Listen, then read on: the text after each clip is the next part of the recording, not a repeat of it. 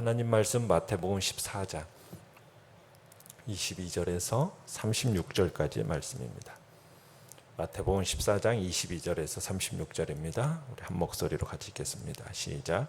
예수께서 즉시 제자들을 재촉하사 자기가 무리를 보내는 동안에 배를 타고 앞서 건너편으로 가게 하시고 무리를 보내신 후에 기도하러 따로 산에 올라가시니라. 저물매 거기 혼자 계시더니 배가 이미 육지에서 술이나 떠나서 바람이 거스름으로 물결로 말미암아 고난을 당하더라.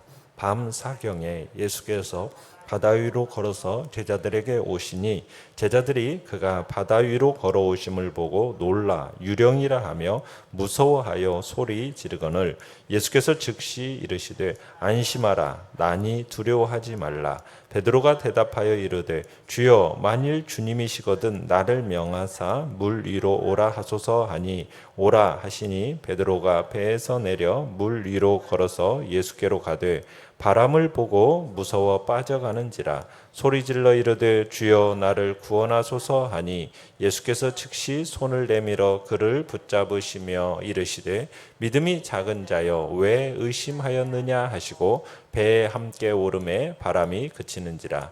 배에 있는 사람들이 예수께 절하며 이르되 진실로 하나님의 아들이로소이다 하더라.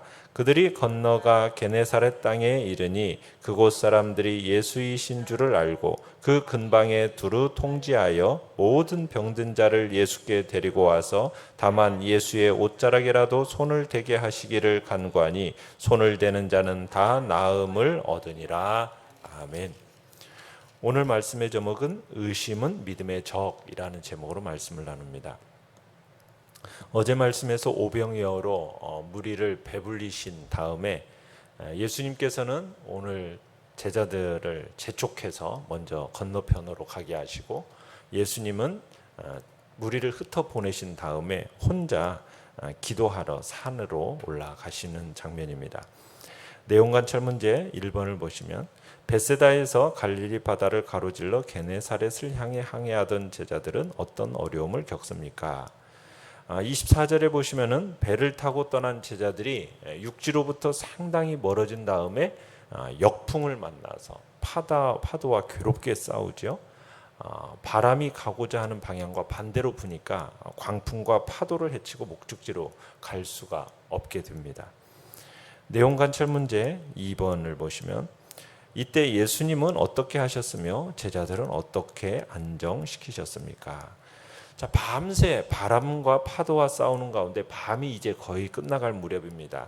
밤 사경이라고 하면 새벽녘인데 예수님께서 바다 위를 걸어서 제자들에게 오시죠.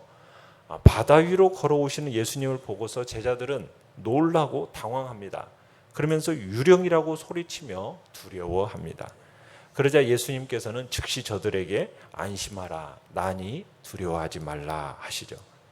유령을 본 것으로 알고 두려워하는 제자들에게 안심하라 나니 두려워하지 말라. 이 주의 음성을 듣고서 그들 중에 베드로가 무슨 생각이 있었는지 주님께 뭐라고 간청을 합니까? 28절에 보면 만일 주님이시거든 나를 명하사 물 위로 오라 하소서 이렇게 간청을 해요. 그러자 주님이 오라 명령을 하시죠.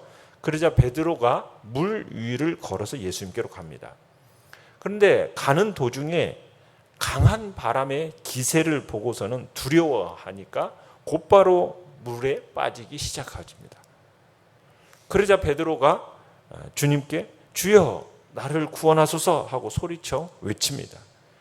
그러자 예수님께서는 즉시 손을 내밀어서 붙잡아 주시면서 뭐라고 말씀하세요? 31절에 믿음이 작은 자여 왜 의심하였느냐 하시고 배에 함께 오르시니까 바람이 그치게 됩니다.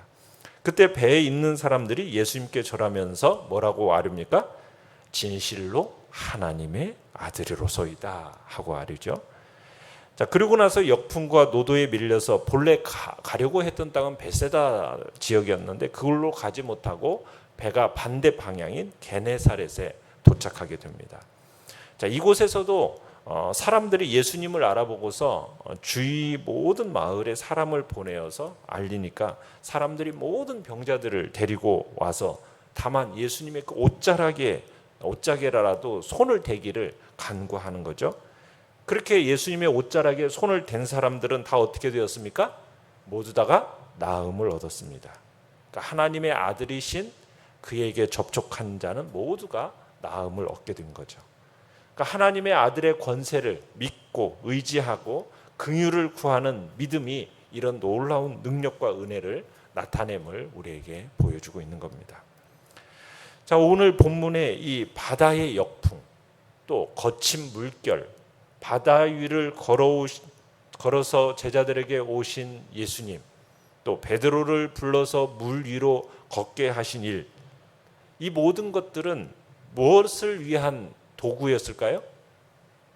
다름 아닌 예수님이 누구라는 것, 하나님의 아들이라는 것, 그분의 참 신분을 드러내는 도구인 거죠. 그리고 제자들로 하여금 예수님이 누구라는 것, 하나님의 아들이시라는 것을 깨닫고 믿게 하려는 도구로서 지금 이 일들을 사용하신 겁니다. 그러니까 예수님께서 하나님의 아들이시다. 이것이 하나님의 아들이시라는 이 중대한 사실을 드러내시고 그 사랑하는 제자들로 하여금 이 사실을 깨닫고 믿게 하시려고 이런 환경을 조성하신 겁니다. 그리고 예수님께서 하나님의 아들이시라는 이 사실과 또 이 사실을 믿는 믿음이 얼마나 큰 능력을 발휘할 수 있는지를 드러내는 증거하는 기회가 된 거죠. 물이라는 것이 뭡니까? 어떻게 보면 사람을 빠져 죽게 하는 위험 요소가 바로 물이에요. 특히 광풍, 노도, 이게 몰아치는 밤바다는 배와 사람의 생명을 위태롭게 하는 어떻게 보면 가장 강력하고 위험한 세력이라고 할 수가 있습니다. 그런데 예수님은 이런 바다 위를 걸어서 오시는 거죠. 예수님에게는 그런 것이 아무런 위협이 되지 않는다는 거예요.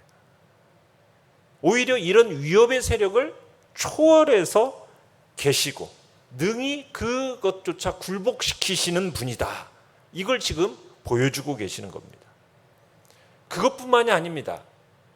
자신을 믿고 의지하는 자는 이런 죽음의 위협을 능히 이길 수 있다. 이것을 보여주는 거죠. 그러니까 믿음으로 주님께 나아갈 때 물 위를 걸었지 않습니까? 베드로가 능히 죽음의 바다 위를 걸을 수 있는 거예요. 무엇이? 주님을 믿는 믿음이 있으면, 예수님이 하나님의 아들이심을 믿는 믿음이 있으면 죽음의 바다 위를 걸을 수 있다는 겁니다. 자, 그런데 두려움 속에서 믿음을 잃어버리니까 어떤 현상이 나타나요? 죽음의 바다 속으로 빠져들어가죠. 물에 빠지게 되죠. 그러니까 믿음이 없으면 어떤 현상이 나타난다는 거예요? 믿음이 없으면 빠져 죽는다는 겁니다. 지금 이것을 명백하게 보여주시는 거예요. 믿음이 있으면 죽음의 바다를 걸어갈 수 있는 그런 놀라운 은혜와 능력이 나타나지만, 믿음이 없으면 결국에는 예수님이 하나님의 아들이시라는 그 믿음이 없으면 결국에는 그 죽음의 바다에 빠져 죽을 수밖에 없다라는 것을, 믿음이 얼마나 중요한지를 다시 한번 우리에게 가르쳐 주시는 겁니다. 연구와 묵상 문제 3번입니다. 자, 베드로가 물에 빠져 들어간 이유가 무엇입니까? 위기의 순간에 필요한 것은 무엇입니까? 자, 베드로는 바다가 그렇게 흉흉함에도 아랑곳하지 않고 주님을 의지해서 바다 위를 걷고자 했어요. 출발은 좋았습니다. 중력의 법칙도 깨트리고 정말 물 위를 걸어갔어요. 오라 하신 그 주님의 명령을 듣고 믿음으로 순종하고 의지하면서 바다 위를 걸어갔습니다. 그런데 바다 위에서 바람과 파도를 보는 순간 물속으로 빠져들어갑니다. 베드로가 물속에 빠져들어간 이유가 뭐예요? 믿음은 있었지만 그 믿음을 계속 유지하지 못했기 때문이죠. 믿음으로 주님께 계속 집중시키는 힘이 약해져 버렸기 때문입니다. 만약 베드로가 고개를 주위로 돌리지 않고 오직 예수 그리스도만을 바라보면서 예수 그리스도께로 나아갔다면 어땠겠습니까? 그 믿음 잃지 않고 물속에 빠져들어가는 일 없었겠죠. 그러니까 중요한 건 뭐냐면 우리의 시선입니다. 시선. 우리의 시선이 예수님을 떠나면은 믿음의 실패자가 되는 거예요. 우리의 시선이 주님을 떠나면은 믿음도 우리를 떠나가는 겁니다. 아무리 큰 문제가 닥쳐와도, 아무리 큰 환란이 우리를 흔들어 놔도 우리가 주님만 바라보고 있으면 절대로 흔들리지 않습니다. 오히려 담대하게 그 모든 문제와 환란을 이겨낼 수 있지요. 그런데 우리가 그 시선을 돌려서 다른 것을 바라보게 되는 순간 곧 믿음을 잃어버리고 실족하게 될 수밖에 없는 겁니다. 그래서 우리는 우리의 시선을 어떻게 해야 되겠어요? 우리의 시선을 믿음의 근원이신 주님께로부터 떠나게 해서는 안 되겠죠. 우리의 시선을 주님께 고정시켜야 합니다. 오직 우리 주 예수 그리스도, 그분만을 바라보면서 항상 그에게로 가까이 나아가는 삶을 살아야 되는 겁니다. 그래야 이 험준한 세상의 거센 세파 속에서 우리가 능력 있는 삶, 승리하는 삶을 살 수 있게 되는 것입니다. 의심.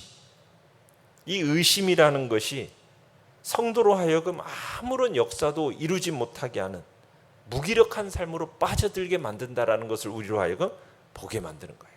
의심이라는 것.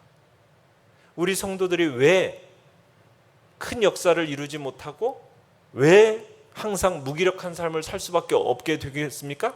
그건 다른 것이 아니라 하나님을 의심하기 때문에, 믿음이 없이 하나님을 의심하기 때문입니다.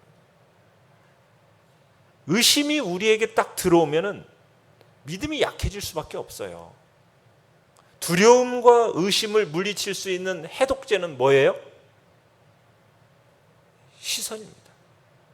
우리의 눈을 들어서 주님을 바라보는 거죠. 문제를 바라보는 게 아니라 문제 대신에 주님을 바라볼 때 두려움과 의심을 정복할 수가 있는 것입니다. 아무리 절망적인 상황에 놓여있지라도 그 상황 속에서 우리를 건져내실 하나님을 의심해서는 안 됩니다. 아무리 불가능해 보이는 상황이라 할지라도 우리는 그 불가능해 보이는 소망을 하나님이 우리에게 주셨습니까? 그러면은 그 소망을 능히 이루게 하실 그 하나님을 의심 없이 믿어야만 하는 거죠. 우리가 이처럼 하나님을 의심 없이 믿을 수 있을 때 그 하나님의 큰 역사를 이루는 참 능력의 종이 될 수 있는 겁니다. 느낀 점 4번입니다. 위기 때마다 제자들을 찾아오시고 붙들어 주시는 주님을 묵상할 때 무엇을 느낍니까? 예수님은 위급한 처지에서 자신을 불러 찾는 그 외침 들으십니다. 그리고 그 외침을 들으시고 고난의 현장을 뚫고 즉각 찾아오셔서 구하여 살려내시는 분이다. 우리 이거 느끼는 거죠. 예수님은 당신에게 속한 자들을 고난 속에 홀로 내버려 두지 않으십니다. 친히 그 고난의 현장 속으로 달려오시는 분이라는 거 우리는 보게 되는 거예요.